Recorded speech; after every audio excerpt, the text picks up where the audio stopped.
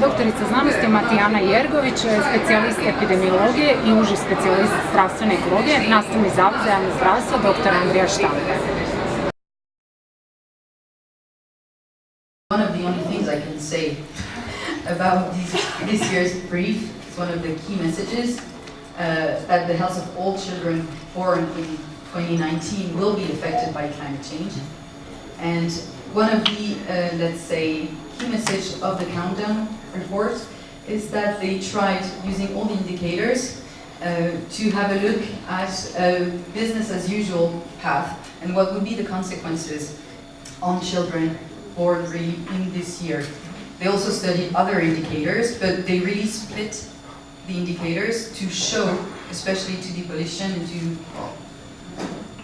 everybody, in fact, what would be the effect on the generation of people born basically today. So I think it's quite interesting that way of seeing, not only like show a very general way of thinking, but using the indicators really to focus on the generation born today, born this year. Obviously, they also studied the second path, staying well below 2 degrees, and that would improve the health of children all around the world.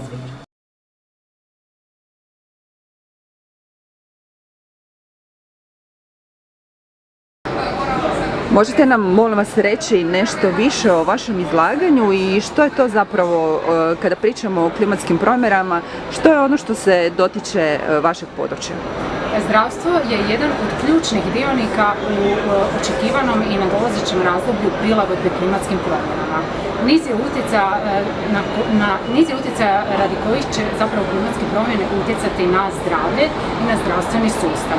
Ne samo direktne posljedice na zdravlje u obliku akutnih ili kroničnih simptoma i povećane smrtnosti populacije, nego očekujemo i indirektne utjecaje klimatskih promjena na sustav sigurnosti i hrane i vode.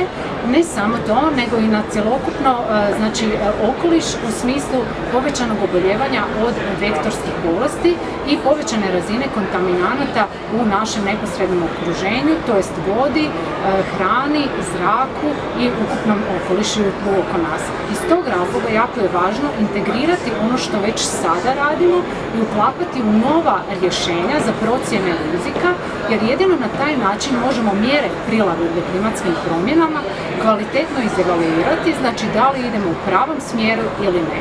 Dakle, zdravstvo u Hrvatskoj već puno radi na mjerama prilagodbe, samo je potrebno pomoću inovativnih IT rješenja integrirati ono što radimo i staviti u nova sučelja poput aplikacija kao što je ekološka karta grada Zagreba koju smo razvili.